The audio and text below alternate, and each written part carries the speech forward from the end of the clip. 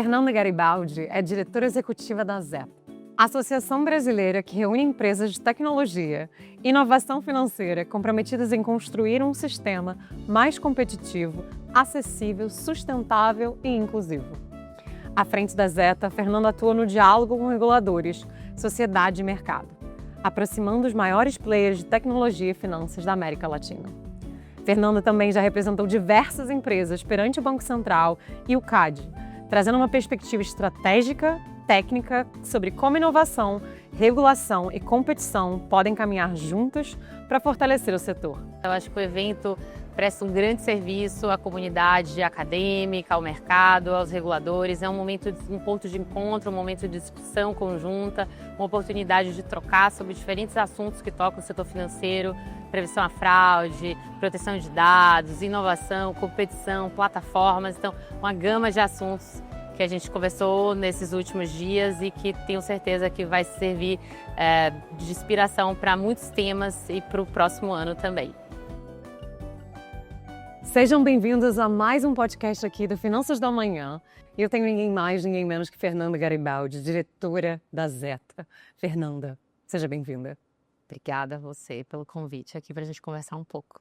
E obrigada mais uma vez pelo segundo ano de apoio aqui da Zeta para a gente no Finanças da Manhã. Verdade. Que orgulho desse protagonismo brasileiro, num lugar onde a gente se encontra com 17 pessoas. Mas eu normalmente gosto no Finanças da Manhã de começar com a pessoa que está na minha frente.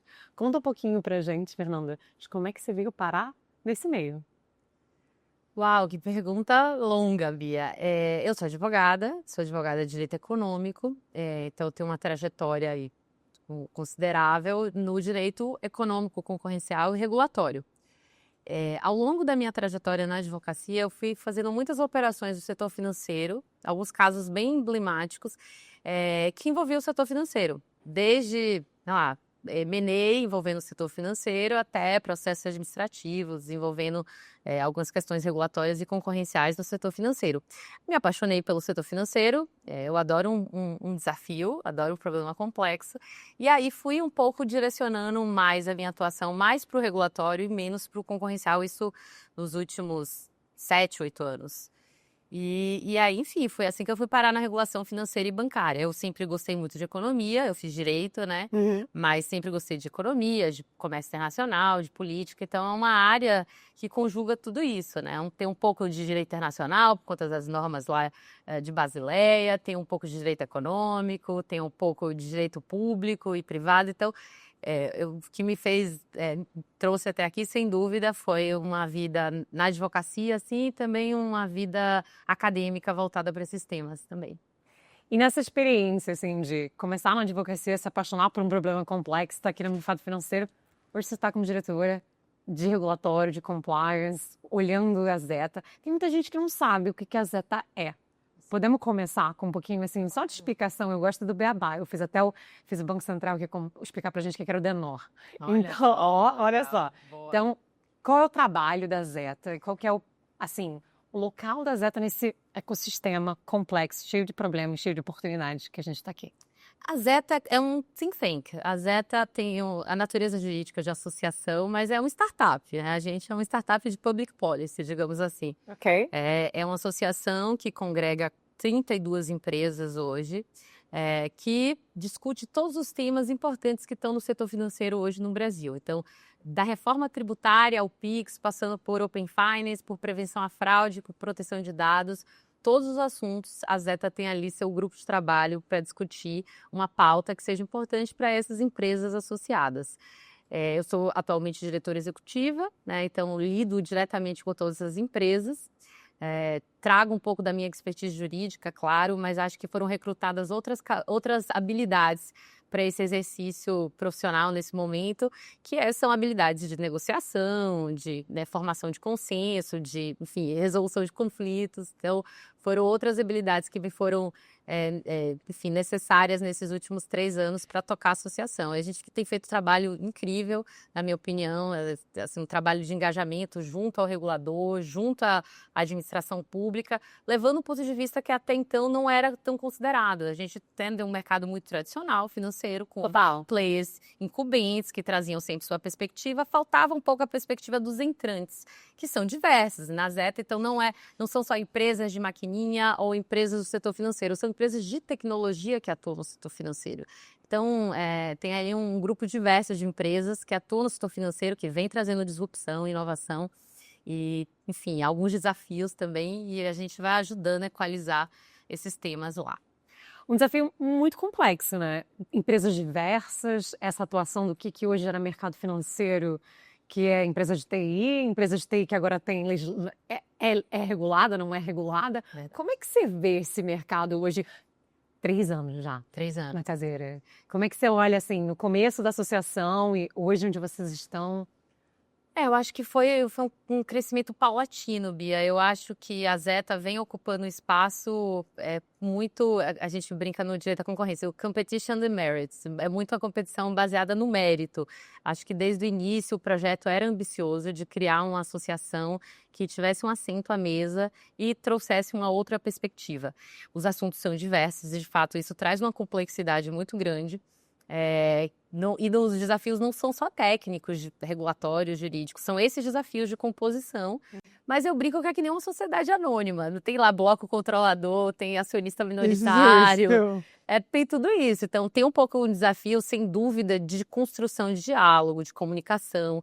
Olhando nesses últimos 3 anos, a gente teve um crescimento muito grande, muito relevante, em número de associados também. Hoje estamos em quanto? 32 empresas. 32, quando eu cheguei eram 24 empresas. Então hoje tem quase 10 a mais, com entradas e saídas. Players muito diversos, empresas muito grandes, que têm um peso muito relevante na América Latina. De iFood, a Nubank, a Mercado Pago, a PicPay, Único. Aos gigantes, né? Quando a gente começa a escutar esses nomes aí, quem sabe, todas as empresas... o quanto eles controlam hoje o mercado. Exatamente, empresas jovens, empresas que a maior parte delas não tem 15 anos, mas que ao mesmo tempo têm feito uma grande revolução no mercado, né? Então, é natural também que alguns desafios surjam e que essas empresas também queiram levar seus pontos de vista à mesa do regulador. Então, o meu trabalho é um pouco esse, e eu adoro. Acho que esses últimos 3 anos a gente fez muita coisa legal, contribuímos para diversos assuntos regulatórios. Tem ali o dedo da Zé, tem um orgulho. Realmente um trabalho de policymaker, assim, ao lado do regulador, ao lado do setor público, trazendo com estudo, com embasamento técnico a nossa perspectiva. E vocês vieram aqui, a gente daqui a pouco fala um pouquinho, assim, em highlight, a gente vai ter um outro episódio para vocês ouvirem um pouco mais sobre um dos diversos relatórios incríveis que a Zeta fez sobre o Pix, em parceria. Sim. Mas você tem essa missão, eu não sei você, mas o Banco Central, que eles usaram uma referência que eu adorei, os 300 de Esparta contra o mundo. Eles parecem que têm multiplicação. Se você olha a quantidade de normativa, de legislação, de mudança que aconteceram nos últimos 3 anos, gente... É imprescindível o protagonismo brasileiro.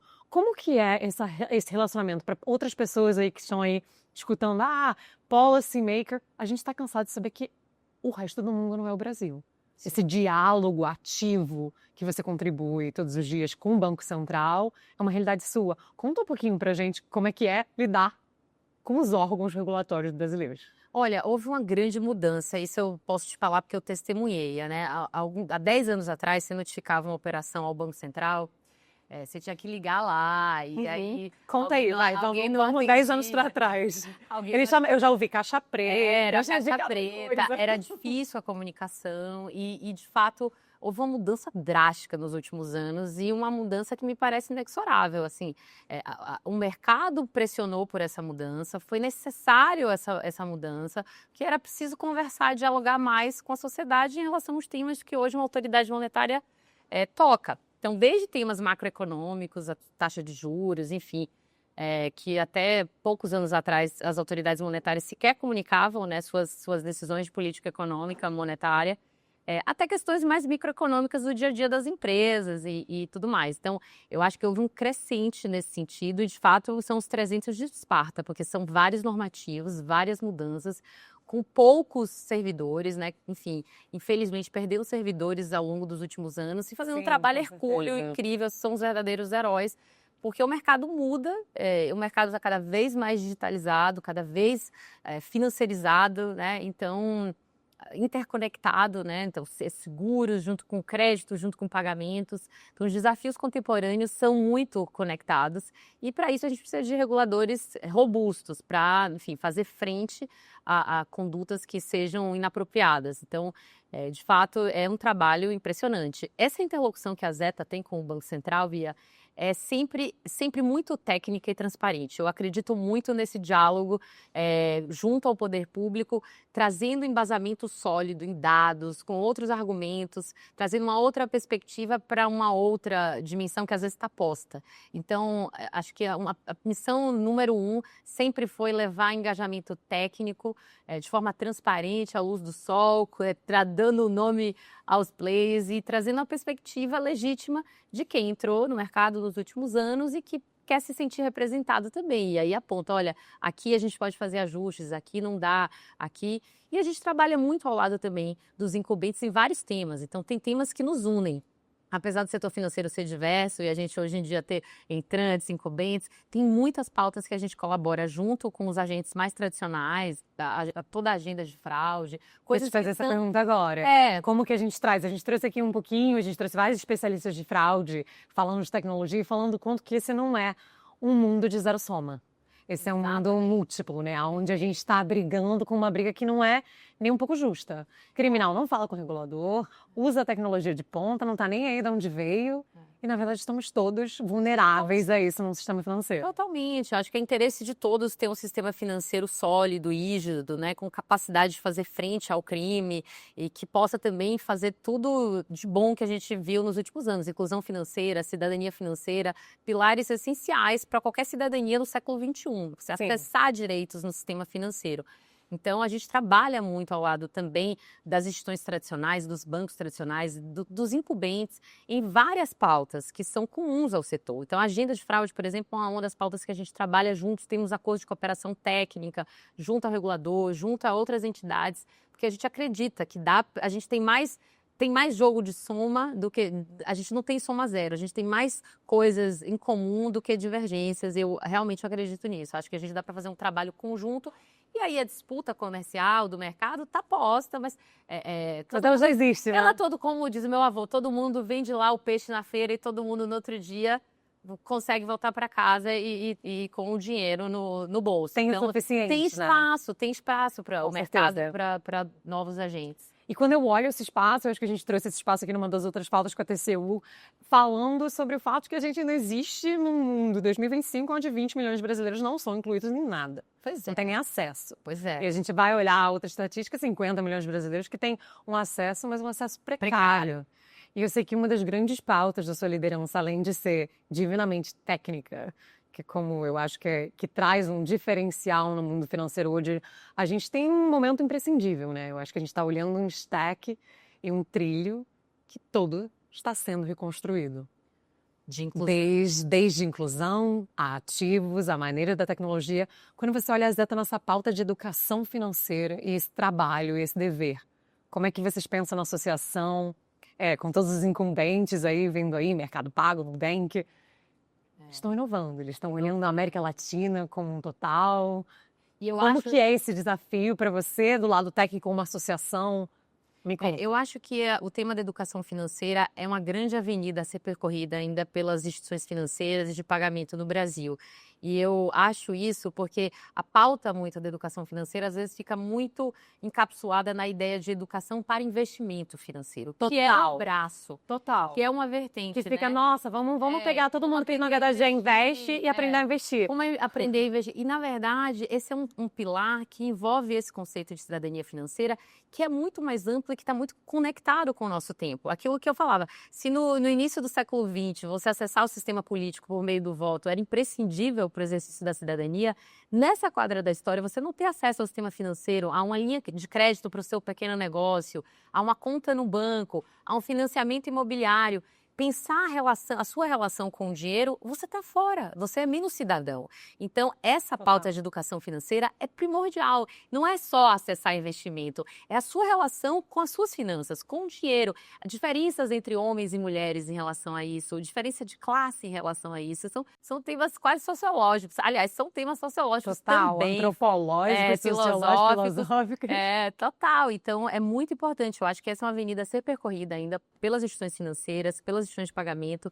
Tem um grande trabalho e a tecnologia, eu penso, pode ser uma grande aliada nisso. Porque a tecnologia, nessas últimas décadas, sobretudo com o surgimento da internet, ela propiciou muito o estreitamento desse gap, né, em relação à simetria informacional que está posta, né? A gente tem uma simetria informacional entre os players, a gente tem uma simetria informacional com o regulador. Então, a tecnologia, ela consegue cortar um pouco de caminho e chegar no cidadão, na ponta. Então, me parece que aqui na educação financeira também, a tecnologia pode ser uma aliada desse conceito mais amplo de cidadania financeira.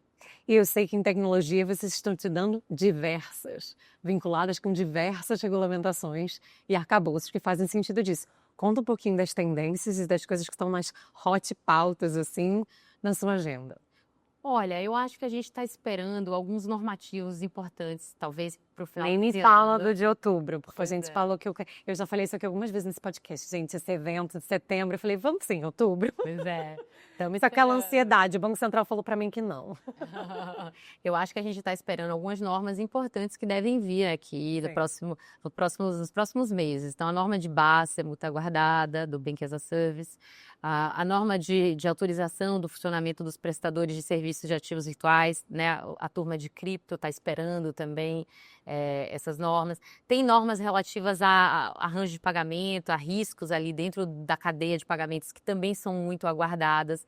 Então, tem uma série de coisas aí no forno que o Banco Central está aí guardando e a gente está esperando. Contribuímos em todas as consultas públicas, então aguardamos ansiosamente qual vai ser ali a caneta do regulador, para que lado ele vai. Mas a E gente para que lado você leva o resto da associação?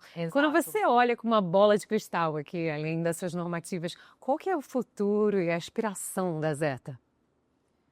Uau, pergunta difícil, Bianca. Mas eu acho que a Zeta tem um papel como think tank no Brasil. É o que eu te falei. Eu acho que tem muito espaço para contribuir tecnicamente, fazer estudo, fazer workshop, enfim, fazer autorregulação, por que não? Eu acho que tem muito espaço para a gente olhar para as associações, para as entidades de classe no setor financeiro como um segmento classe 1, sabe? Assim, que pode contribuir para a evolução do ecossistema e para a sociedade, para o interesse público nesse mercado. Então, acho que o projeto para a Zeta é ambicioso também. E nesse projeto ambicioso, ocupando esse lugar de protagonismo, ocupando esse lugar desse reboliço, né, que é o mercado, o que você acha que é a oportunidade do Brasil? Quando você olha como associação, Zeta, eu sei que Mercado Pago, Nubank, várias das associações estão na América Latina, são globais por natureza, mas como é que você vê essa agenda? A gente tem falado muito aqui no Finanças da Manhã a oportunidade de exportar. A gente já está vendo isso com Pix, a gente já está vendo isso com várias inovações, a gente está na frente de muita coisa.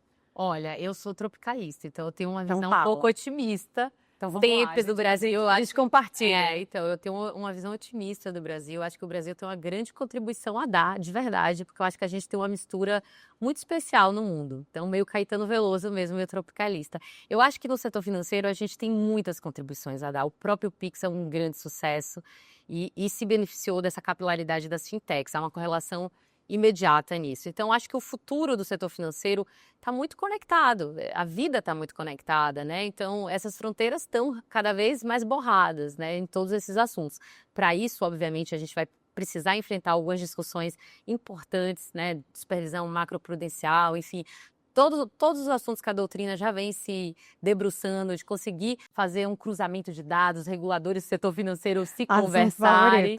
Mas eu acho que a gente tem uma grande contribuição a dar aqui para a vida financeira das pessoas ser um pouco mais consciente, um pouco mais informada, as pessoas entenderem o que é que um banco vende, o que é que a fintech vende, como né? tratar. Como funciona.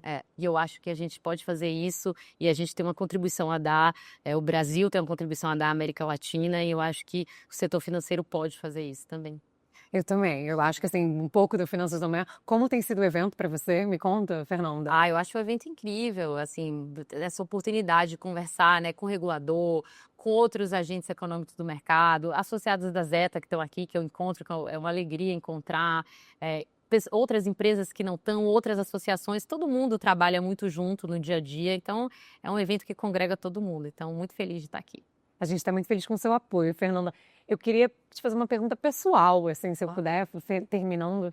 Você teve uma carreira incrível, uma posição de liderança, uma posição de responsabilidade hoje, articulando isso tudo, com toda essa desenvoltura, eloquência e beleza, que não é difícil ocupar, não é fácil ocupar esse espaço, dessa pluralidade toda que você ocupa.